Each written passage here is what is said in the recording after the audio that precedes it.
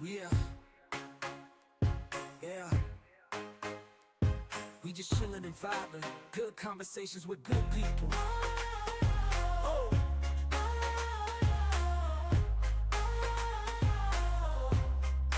good conversations with good people. Yeah, yeah.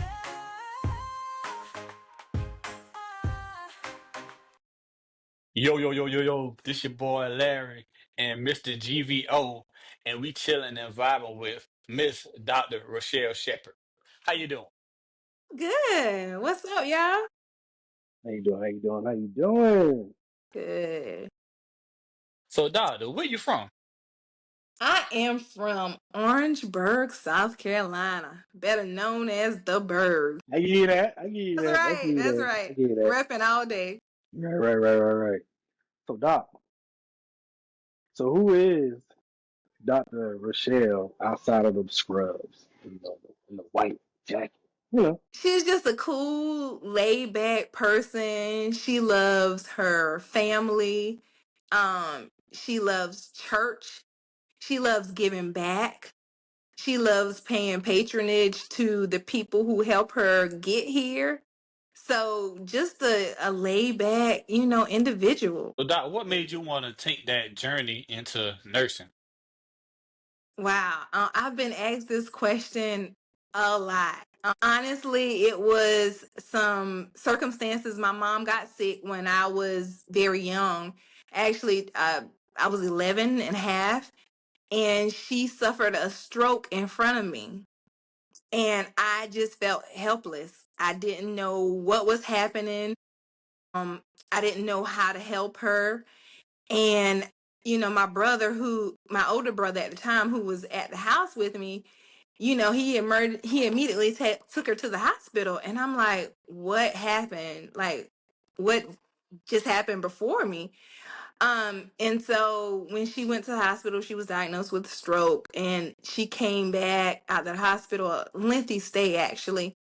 She had to learn how to walk again, how to talk again.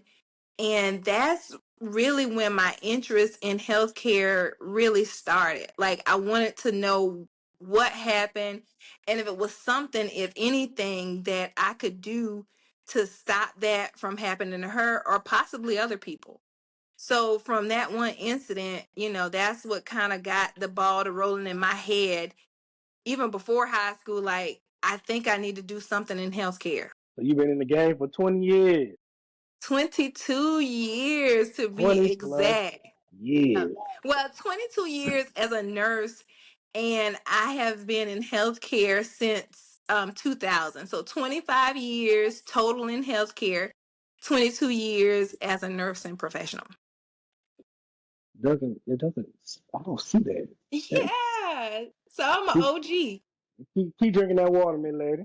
That's what I'm gonna do. So, what memory that you still stick with you after them 20 plus years? I remember because I started off as a CNA, a certified nursing assistant.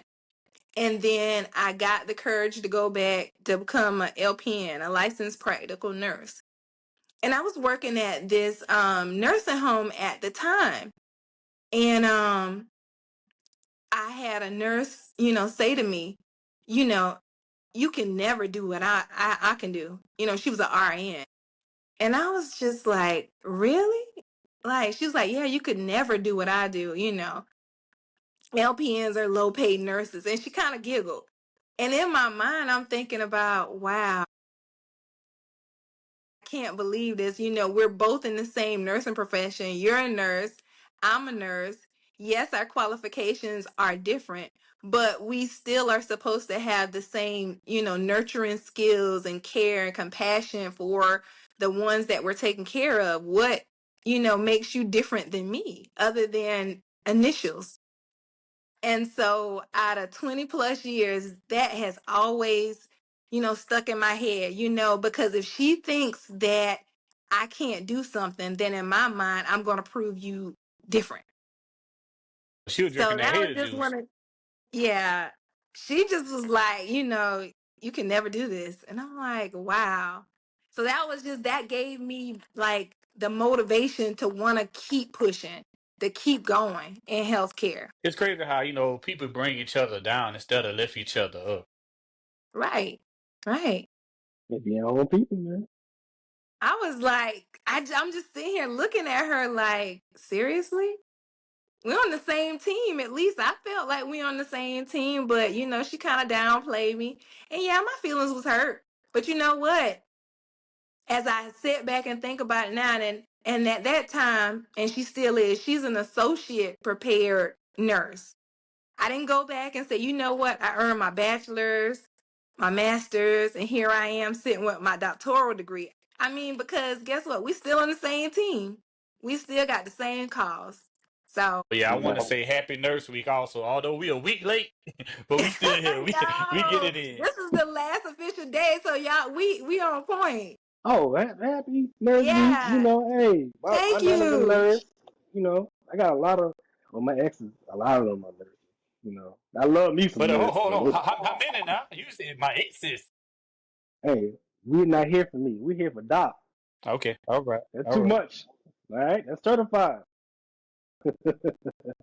But what inspired you to launch your own healthcare practice, like your own business? Oh man, I get so like a boost of energy to talk about it because I want to give other people the same motivation that I have. Um, I actually was in my doctoral program, and this is a funny story. Not really, but it is. I was sitting in bed and I was working on one of the hardest assignments ever. I was actually getting prepared for my dissertation. And it was just like, God was like, now's your time. Because I just took a class that I had to actually do a business plan for a company. And so I did the business plan. It was called Shepard Health LLC. So and I did impeccable on the project itself. And so I'm sitting here in the bed, and it's like, now is your time. And I'm like, time for what? And being obedient to hearing God's word. Like in the middle of the night, my husband was asleep, the kids asleep. I'm up, studying for, my dissertation. And so I just applied for my LLC like 12:30, middle of the night. I applied for it. And as I was doing my business plan, I was thinking about the needs of my community. Because when I did the project itself, I looked at the disparities that were faced, especially in the demographic population. It's so many more chronic diseases that are causing other secondary conditions and even death. And so I was just like reluctant, like I wanted to be able to offer healthcare to people that really didn't have the money to afford healthcare services. So I, built my business off to people that didn't have healthcare insurance or those who couldn't afford to use their insurance, because premiums are high, deductibles are high. And so maybe people can't afford to go to the doctor until they meet their deductible quota. So I, built my company based on wanting to serve others that needed the care but couldn't necessarily afford it. What was your most rewarding experience as a nurse? So there's so many personal moments that I can vividly remember, but the most one that sticks out to me is probably taking care of this older Caucasian male. And I was working at the hospital in Orangeburg actually at that time, and I had him several days in a row as a patient. And on the third day, he said to me, he said, you know what? I want to apologize. And I said, for what, sir? He was like, I had, a preconceived thought about you when you, walked in and you were my nurse. He was like, and it was based on the color of your skin. And I was a little shocked that he said that, but he said, say that to say, looking at your skin tone and judging you, and you have given me the best care during my hospital stay.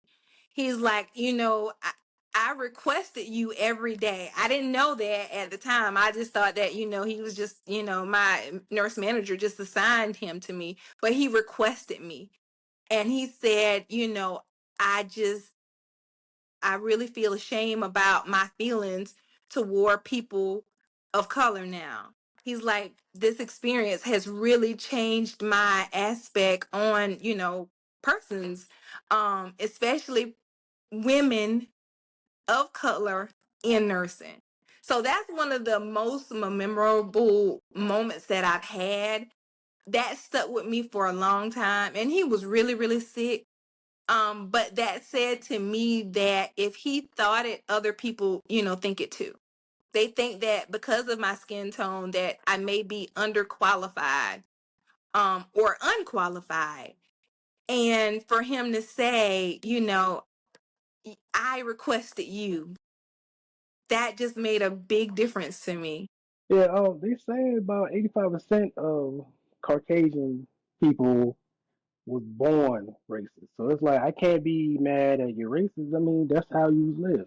Same way like how we know how to wash our behind. They don't really know how to wash their behind. So that's how they was raised. So I get it. I get it. You know. But let's go back to the Shepherd Hill. Yes. What's the biggest challenge and blessing? So the challenge is I work for myself part-time. In my business structure and plan, I gave myself 3.5 years to build my clientele up, so that I can potentially work for myself full-time here in the next few years. And so unfortunately it's just me, but the good thing about it is the practice is building up amazingly.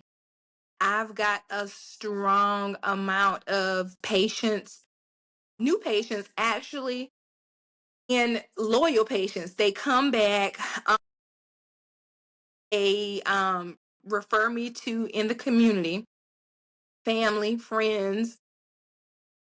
I've had some people actually leave practices that they were with for, X amount of years, come to leave to come with me full time. So it's a blessing, but it's also a curse because it's just me. So I'm a one-man band. It's, I work, I'm the only person.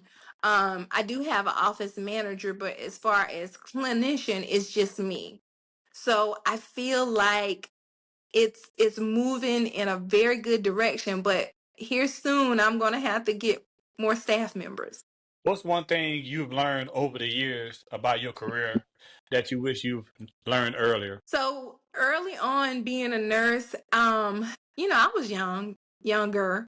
So I had those moments like many other young people was, lateness, tardiness, not really being timely. So I think over the years, that's been one of the things that has stuck out with me, especially being in the nursing career, because your patients, they depend on you. If you say you're going to be there, that's what the expectation is. Doc, you said you're going to be there. You scheduled me. I expect you to be there. So over the years, that's one of the biggest things because, when I first got into nursing, everybody was on my time. That's how I felt. Right. Um, but over 20 something years, I've learned it's a dependability thing. They depend on you, and if you say something, your word is bond. So you have to make sure you're standing behind your word. People lose trust in you over those things. So just making sure, I'm timely. If I say something, then unless it's something that is just unforeseen, I'm sticking behind what I say. I like that. Sound like a good leader. Speaking of leader, Right. you're a wife, a mother, and a grandma. And a grandma. How do you balance being a leader and all that? Oh my goodness. I just wish I had enough time for every person in my family.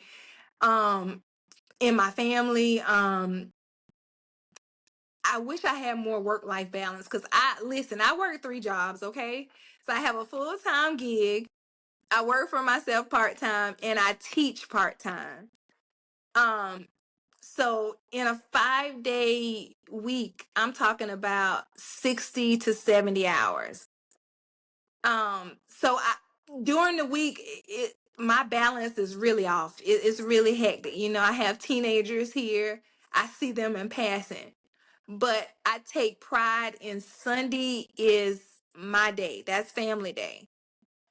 Is church and family. So I cook on Sundays. That is the day that all 5 of my kiddos and the grandkids come here.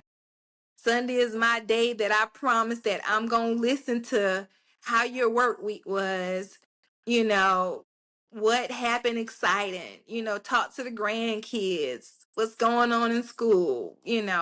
So Sunday is my wind down day. That is my promise to my family. Um, Mama, grandma gonna cook a big meal. I'm gonna have at least two a macaroni and cheese and a potato salad and a cornbread guaranteed on a Oh, we ain't Sunday. good. We eat good. We sitting down, we talking. That's my family time. So during the week, I will say I wish I had more time, but I got a lot of responsibilities. But the good thing about it is I have a good supportive family. Even when I was going through school, I was going through divorce, and I was in school full time trying to get my nurse practitioner degree. And my older kids, man, they held the fort down. They did. So supportive. They held the fort down, cooking, cleaning. I worked, I went to school. I had to, get it from the mud, as they say. So I had to put in that footwork, and now I'm in a place that everybody is, you know, they're reaping from the good seeds that I'm sowing. So, but yeah, during the week it's hectic. It is. I just wish I had more arms, more time. But on Sundays, it's me, my house, everybody coming over. Iman's crazy. What they call it? The new grandmamas now? Glamour, yep. Yeah, I thought you was gonna say that. You talking about Mima? Then on my personal page, that's what I might be called. Yeah. But Yeah, 'cause my mama, she don't like to be called grandma. It's always Mimi. I'm like, yeah. I let you say that. But I changed my grandmama name for my son. It's Big Mama. I'm trying to bring that back. Yeah, I'm bringing that back. But he keeps saying Gigi. Nah, it's Big Mama. My Big Mama PG. gone, but his Big Mama still here. I'm gonna call him Big Yeah. Mama. Yeah. What are the most important skills and qualities you need to be a successful nurse practitioner? So you got to be a people's person. If you don't like people, this is not your trade. This ain't your field at all. Nope. It ain't. Um, you got to be nurturing, you got to be caring. You have to be compassionate. Those are the top characteristics of a great nurse practitioner. Not good. We talking about great. You got some people like they match your energy, but this ain't the profession where that's necessary or even needed. Like, granted, everybody's had a bad experience somewhere in their career. I get it. But some people have bad days, or it could be a condition that they're frustrated about, or they're grieving, they got anxiety. So they got these other stressors that are causing these reactions. So I just try to keep that in mind, but you really got to be a people person. You got to love people. You got to really want to help others. This is not the occupation where, you just coming in for some money, because you're going to get ate up and swallowed. I promise you. And a lot of people, unfortunately, they enter this occupation, for the money. It's in for job security. But you got to love what you do, and it shows. And if you see somebody and they see your energy, they'll tell you quick, you know, this person don't got good bedside skills or manners. I don't want Yeah, to see them no more. And then that tarnishes your name and image. Mhm. yeah. That ain't. I'm not a people person, so I knew this wasn't for me. You know.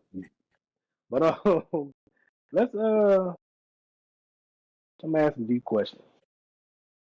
We're gonna go to culture and community. So, as a proud Zeta Phi Beta, Whoop, fighter whoop, women, whew, Lord, whoop, whoop. how has your sorority shaped the way you serve your community?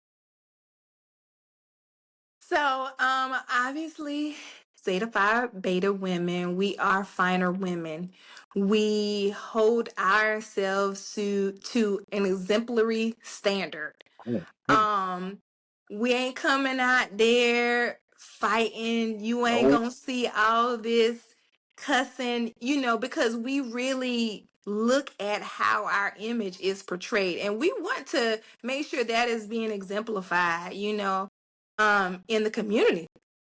And so, me being a only female in my family, I'm the only girl out of four children. I got three brothers. I'm the only girl and the baby. It was I needed to have that sisterly bond, that sisterly love. You know what I'm saying? right, Like I right, got right. brothers, they love me, but for them, punching me on the shoulder was love. Mm. So That's you our gotta fight. oh, absolutely. I know it. I know it. Ooh, I got brothers. Watch out. Ah!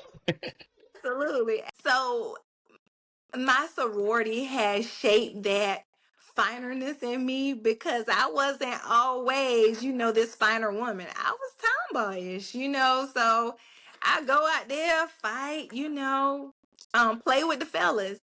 But yeah, so we have this standard about ourselves. We exemplify um, you know, sisterhood.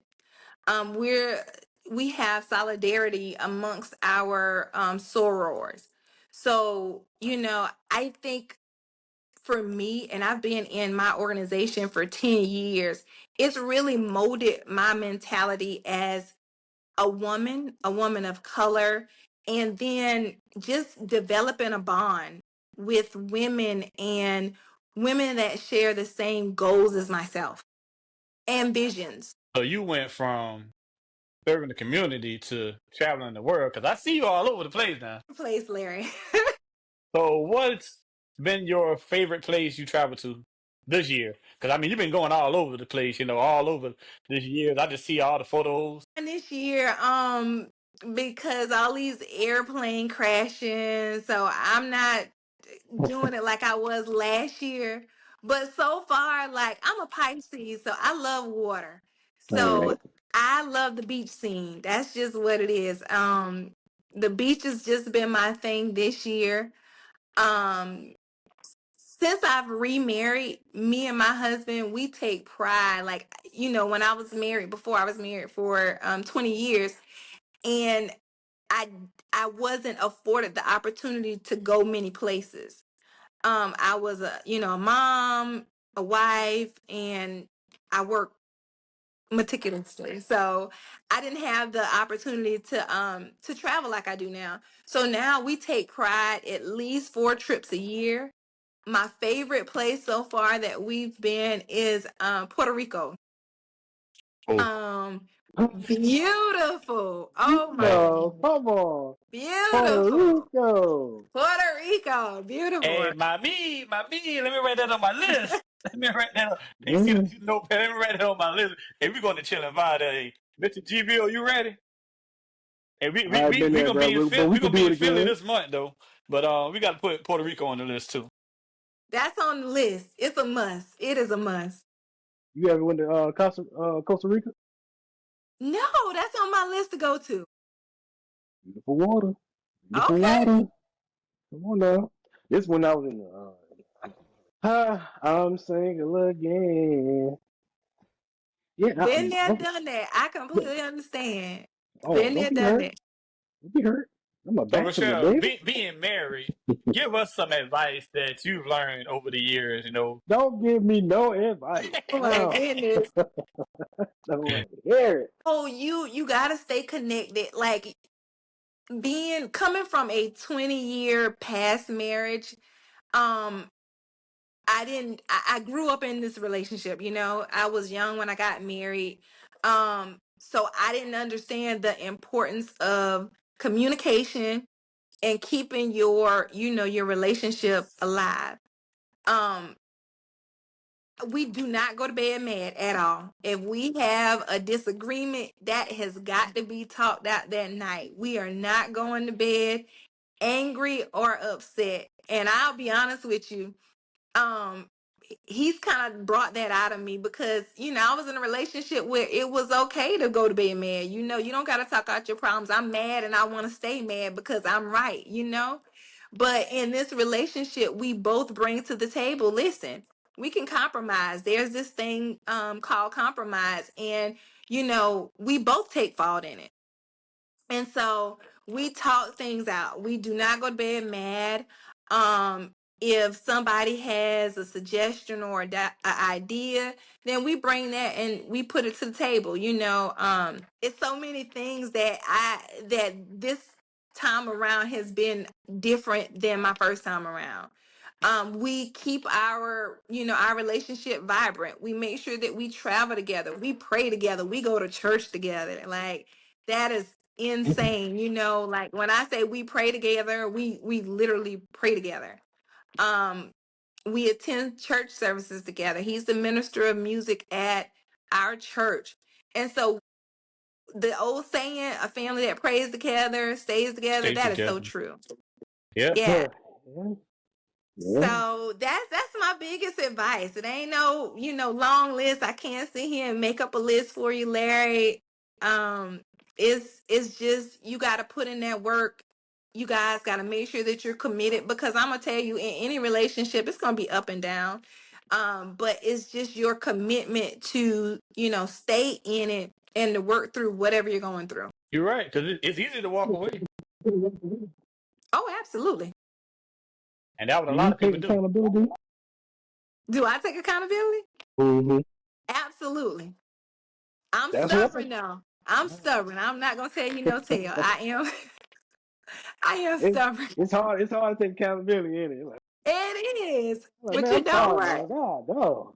I'm God, telling God. you. But I'm working on it. Let me say that. But I'm stubborn. But you know what? I am a work in progress. How about that? And how long you been married with this husband? We've been married. This will be year 5. August 29th will be year 5. We've been together for 6 years, and we'll be married 5 years this year together. Oh, he ain't took no time. After 1 year, hey, Oh, you mine. oh. You mine. I mean, Hey, come on, meet me at the altar. Hey, we going there. We going there. we ain't getting no younger, so let's just do it. You feel me? It was My it way. was a 1 year engagement. It was like you know what I'm saying. We knew, They That's true though. say, Like you know, man. Like when you find your person, you know that. right? Yeah, Like you say, like one thing I want to do in my next relationship, I want me and whoever I'm talking to pray together. And I want to right. attend church more too. You got to keep God in your life. And like with me, I Seriously, just been working a lot, working a lot, working a lot, trying to right. provide. But I got to give him that time too. Oh yeah, that's one of the biggest things. Like I've always been spiritual, but I wasn't religious. And there's a difference. And my husband has brought out both the spirituality in me and the religious component, which are both important in your spiritual journey. And so, I mean, I see the difference in adding God, well, putting God first in your relationship. yep. I'm still working on that. No, I'm talking about relationship. I always got God.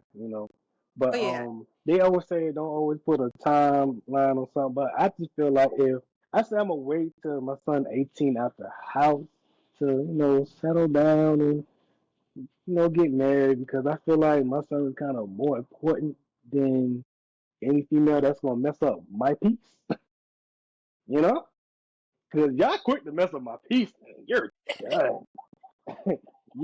You're done.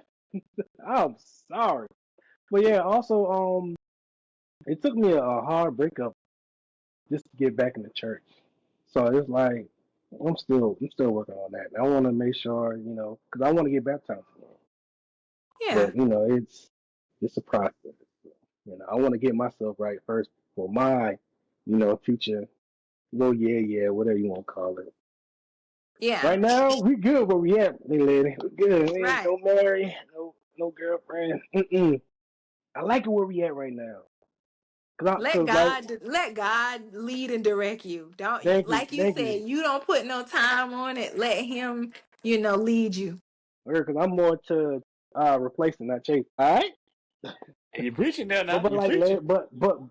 but like Larry said, man, I'm working. I want to make sure I get everything settled. I don't want to be, how I grew up, ain't really had nothing. Right. But I'm gonna make sure I get everything. And she ain't got to worry about stressing bills, none of that, cause I got it. Right. Yeah, but no relationship, my lady. No mas. I go Hey back to Doc, Costa Rica by myself. hey Doc, if somebody had needed some service from Shepherd's Health, how could they contact you? So if you can look me up on Facebook, Shepherd Health LLC. You can also find me on Instagram, Shepherd Health LLC. My contact number is 803-766-6311. Or you can go to www.shepherd-health.com. That is www.shepherd-health.com. Now, Yes, if you could write a letter to your younger self back in high school, what would yes, you say? it's gonna be all right. And the reason I say that because I was one of those statistical kids. I was 16 years old when I had my first kid. I was taunted by teachers, by fellow peers, even family members. They counted me out. I had a family member tell me that I'll never amount to nothing because I was 16. I got pregnant when I was 15. I had my son when I was 16. So then I just felt like life was over to me. Or I started believing what everybody had told me. So if I could go back, I just and of course I steer that road, but everything is gonna be okay. It's gonna be well. Um, cause I worry, walking in a high school with a big belly, my other peers, they're not pregnant. You got your teachers looking at you. You a hot girl. Back in the days, you were called, what is it? You were Hot and a ass. I hot don't know. girl, Hot and ass. Amish, yeah, that. I, What I don't I'm know, no saying? lady. Hey, he a young boy. I He can't don't know tell you. yet. I Oh can't tell you. man, you was Amish, you was fast, you was hot in the tail. So, I felt bad. I was like, oh my God. I mean, everybody is entitled to a mistake. And at 16, I didn't know what's happening. I just got pregnant. Um, but I tell myself, it's gonna be all right. You steer clear, stay on the road, and everything is gonna be all right. Being young, well, getting pregnant at a young age, was you afraid that hmm that would happen to your sons too? Like they would have a kid at a young age? I wasn't afraid for my sons, not even my daughter, because I was a strict mom. Seriously, like my first three kids, the older kids, they'll tell you like if they were going someplace outside of me, I had to know who, what, when, where, what time. Yep. I like my I was mama. strict. I was so strict. Like, so I wasn't even worried about, them messing up because I was right there. When I tell you I was right there, I was right there. My son was in band. I was at, outside waiting on him doing band practice. It wasn't no sneaking and hiding. I was right Ah, there. oh, Hey man, ma, hey, where you going hey, with that, man? hey man, go back to the house, man. Yeah, We good. go on. I'll be there in a minute. God, no. Now my mom did the same thing to me because my mom she was pregnant at 17, but she had me at 18. So it was like I understand what they went through and how she was going through in high school because they told my mama that she wasn't gonna be shit and I wasn't gonna be shit. But at the end of the day, look where we at. That's right. That's right. I That's got a right. whole degree out here, so I ain't Right. worrying about that. My daughter is 25. She'll be 26. No kids. My oldest son, who is 28, he has, the two children, but, he was well in his 20s before he had his first child. So, Well, he almost 30, so right. he good. He right there. I ain't even hit there yet, so he good. You feel me? But yeah, Larry, like you said, would you scared if your kids had a baby? Yeah, my mom was the same way too, but she was like, cause when I told her the first time I had my son, I was what 24. She was like, "I know you had 18. I don't give a Right. damn. Right. I don't give a damn." I was like, "All right, cool, cool, cool." So but yeah, I get what you're saying. Hold on, Yeah. being that we talking about Oh, that, Mr. GVO, was you talk to nervous? me when I had my son. Yeah, when you had to tell your mom, like, how did that happen, man? We got to talk about you right quick. We got to break it down. We got to skirt on the brakes. All right, so I don't know. So I got this call. Well, my child mother, and she was crying. I already know what it was. I'm like, "You pregnant?" Yeah. All right. I'll tell you later. I'll call you back. Yeah, I'm in tears. I'm crying. I'm like, oh man, my life is over. What we gonna do? This is when I was living with my mom. So it was like, all right, let me suck it up. I'm going upstairs. I went upstairs. She's sitting down. I'm like, Ma. She gave me that look like, you got somebody pregnant? Yeah. She like, I was like, how did you know? She was like, the way you look. I did the same thing with your granddaddy. I'm like, oh man.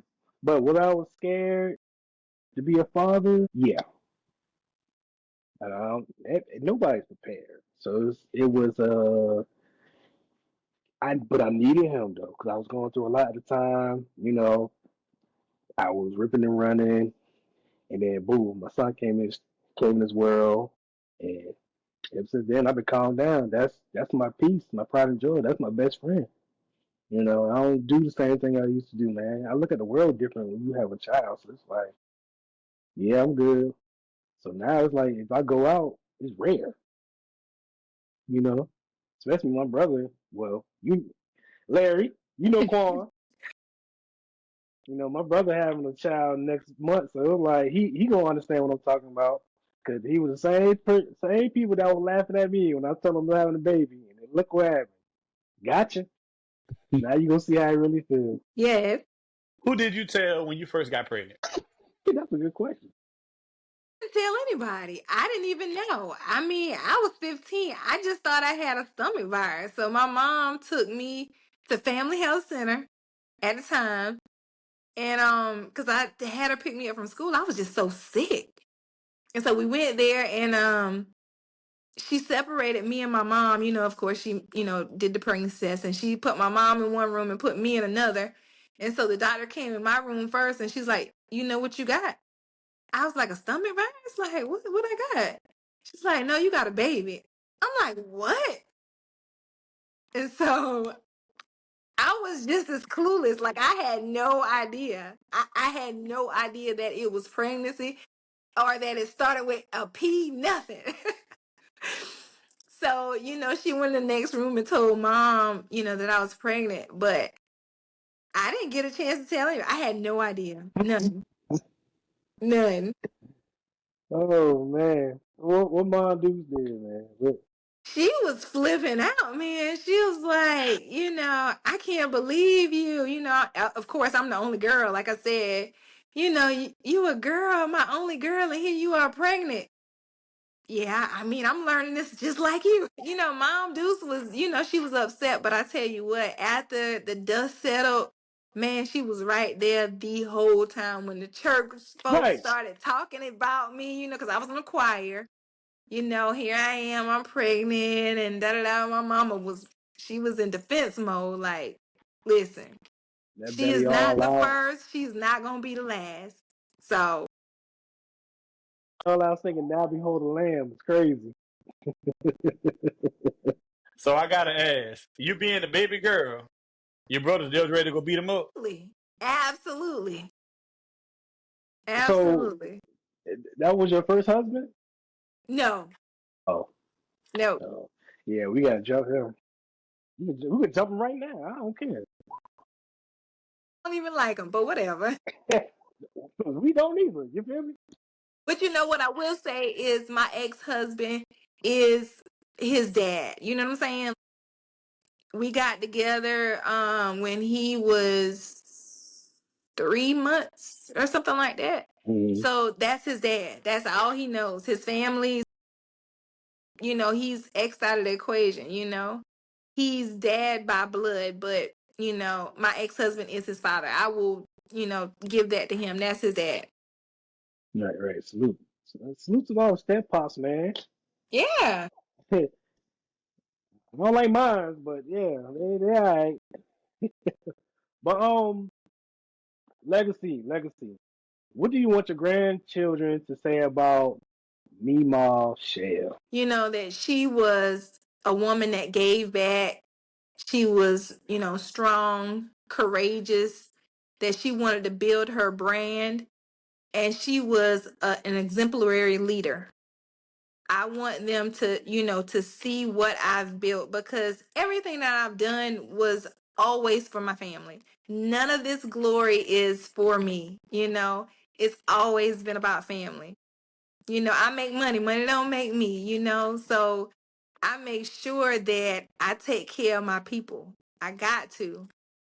I got to. So I want them to know um that I'm building an empire for them, for my family. I like that. I like that. Yeah. If you were a doctor or in a nurse, what would Rochelle be doing right now? Whew, man. You know, I don't know. Maybe I thought about when I was maybe in primary school being a teacher, because I talk a lot. The teacher always say, you talk so much, Rochelle. I'm always getting in trouble for running my mouth. So Right. I actually thought about being a teacher. And honestly, I mean, that's what I'm doing now. So I'm an educator now and an instructor because I work part-time at a college. So if I was in healthcare, then strong possibility that I could have been a teacher. So what's your guilty pleasure after a long shift? You drinking wine? You watching reality TV I shows? Good playlist? What we listen to? am eating Reese's Pieces. All right. All right. Crack, snap, and pop. That's what we eating on. Okay. Yes, that is my Uh, guilty pleasure. Now I will say, on Fridays is Wine Me Down. So Stella Rose on deck on no, man. Fridays. What's flavor? I like the blackberry. That's my favorite one. Um, That's for the old folks. Never mind. Y'all go ahead. Y'all go ahead with that, big dog. I can't. You got me on that one. We good on that one. But finish the sentence. I'm chilling and vibing when at home in front of my TV, looking at Netflix in my pajamas. Bam. uh, people still wear pajamas. Crazy. Yes. You got a moo moo? No, I don't got What? the moo. I done No. upgraded. No, I Oh, got a pajama set. okay. I thought you got a moo moo. I'm No, like, no, no I me, got a mom. Victoria's Secret silky pajama set. So yeah, that's my thing. All right. I thought she had a boo boo. Hey, your name me, mom. I'm thinking like you got, you feel me? Doc, what advice would you give somebody, wanting to join the medical field and have a career in nursing? You gotta be studious. You gotta stay in the books. Um, you gotta put time into it. Nothing is going to happen overnight. So even for myself, I failed a class or two. I mean, it didn't just happen just, overnight or from me having failures. So you got to be studious. You got to keep moving. You got to keep going. Even if you fail, that doesn't mean that you're a failure. You got to put in the footwork. It's going to be a lot of lost sleep, sleepless nights. You might be disoriented from staying up all night, a lot of coffee drinking, but you got to stay the course. So just put in that work. You gotta be motivated. You gotta keep yourself motivated. Even if you don't got no cheerleading team behind you, you gotta be your own cheerleader. So you gotta put it in. Stand alone, replace the Yeah. many. Yeah. One more question. Yeah, and this is it right here. What's something you wish more people, especially Black and Brown communities, understand about the healthcare? So what I will say, um, without saying biased about our healthcare system is um the healthcare system has both pros and cons. I will say that here lately they make it inequitable for people to get the care that they deserve and they need. So what I've been telling my patients is if you can afford health care, it is absolutely a good idea. Absolutely. Because it's some things that, you just, it's unforeseen. You won't be able to, see in the future to see if this illness happens, this condition happens. But the persons that I really take care of at my practice, I tell them if you don't have health insurance, you just need to reach out. It's because there's so many providers in the community like myself that offer services based on like a sliding scale or offer you services at a reduced cost, right? So you have to really take the initiative to find those care providers because right now, I'll be honest, paying those premiums and those deductibles for our services, it's a waste of time. Like I said, if you are somebody that has a lot of chronic conditions or illnesses, yeah, it is absolutely beneficial for you. But for persons that are in good health, you're paying a lot of money and you're not getting the care or the quality of services that you need for what you're paying. Right. But Dr. Rochelle, we appreciate you for coming to Chill and Vibe. But before we go, let everybody know what we doing. We chilling and vibing. Me, Appreciate mom. you, Doc. Appreciate you, Doc. Thank And happy y'all. Nurse Week. Happy Nurse Week. Appreciate you.